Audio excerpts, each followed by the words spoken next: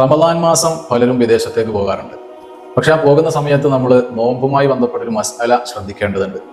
അഥവാ ഗൾഫ് നാടുകളിലും പല നാടുകളിലും പല വിദേശ രാജ്യങ്ങളിലും നമ്മളെക്കാൾ ഒരു ദിവസം മുമ്പ് റമദാൻ ആയിട്ടുണ്ട്. അപ്പോൾ ഈ പോകുന്ന വ്യക്തിയെ സംബന്ധിച്ചിടത്തോളം അവിടെ എത്തുമ്പോൾ ഒരു നോമ്പ് എപ്പോഴും കുറവാണ്. അങ്ങനെ എന്നിരിക്കെ അവിടെ ഉള്ള ആളുകൾക്ക് 29 മാസം കണ്ടാൽ ഈ പോയ ആളെ സംബന്ധിച്ചിടത്തോളം അയാൾക്ക് 28 നോമ്പ് മാത്രമേ കിട്ടിയിട്ടുള്ളൂ. അങ്ങനെ വരുമ്പോൾ ഒരു നോമ്പ് അദ്ദേഹം ഖളാ കൂട്ടേണ്ടി വരും. അഥവാ അവർ പെരുന്നാൾ ആഘോഷിക്കുന്ന ആ നാട്ടിൽ പെരുന്നാൾ എന്നാണോ അന്ന് അവരോട് കൂടെ പെരുന്നാൾ ആഘോഷിക്കുക, അന്ന് നോമ്പ് എടുക്കരുത്, അത് ഹറാമാണ്.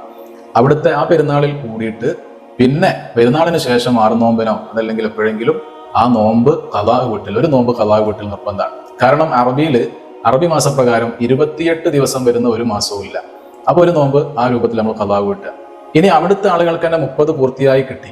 അപ്പോൾ ഈ പോയ ആളെ സംബന്ധിച്ചിടത്തോളം അയാൾക്ക് 29 നോമ്പ് കിട്ടിയിട്ടുണ്ടാവും, ഒന്നിന്റെ കുറവേ ഉണ്ടാവും. അങ്ങനെയാണെങ്കിൽ പിന്നെ വീട്ടേണ്ടതൊന്നുമില്ല. കാരണം അറബിയിൽ 29 വരാറുണ്ട്, 30 വരാറുണ്ട്, അതുകൊണ്ടാണ്. ഇനി അതുപോലെ തന്നെ റമദാൻ മാസം അവിടുന്ന് ഇങ്ങോട്ട് വരുന്നവരുണ്ട്, ഗൾഫിൽ നിന്ന് ഇങ്ങോട്ട് വരുന്ന ആളുകൾ. അപ്പൊ ഇങ്ങോട്ട് വരുമ്പോൾ നമ്മുടെ നാട്ടില് 30 പൂർത്തിയാക്കിയിട്ടാണ് പെരുന്നാൾ ആഘോഷിക്കുന്നതെങ്കിൽ ആ വരുന്ന ആളെ സംബന്ധിച്ചിടത്തോളം 31 നോമ്പുണ്ടാവും. അത് അള്ളാഹു അയാൾക്ക് കൊടുത്തൊരു ഭാഗ്യമാണ് എന്ന് കരുതണം. ആ നോമ്പ് അയാൾക്ക് നിർബന്ധമാണ്. 30 നോമ്പല്ലേ ഉള്ളൂ, പിന്നെ ഞാനിതിനെ 31 എടുക്കുന്നത്, ഞാൻ വിദേശത്തായിരിക്കുന്ന സമയത്തല്ലേ എനിക്ക് നോമ്പ് വന്നത്, ആ നാടുകളിലൊക്കെ ഇപ്പൊ പെരുന്നാളല്ലേ എന്ന് ഇവിടെ നിന്നുകൊണ്ട് അയാൾ ചിന്തിക്കാൻ പാടില്ല. അയാള് ഇവിടെ എന്നാണോ പെരുന്നാൾ അന്നേ പെരുന്നാൾ ആഘോഷിക്കാൻ പറ്റൂ, അതുവരെയുള്ള നോമ്പുകൾ എടുക്കേണ്ടി വരും. അപ്പൊ അയാൾക്ക് 31 നോമ്പ് വരും.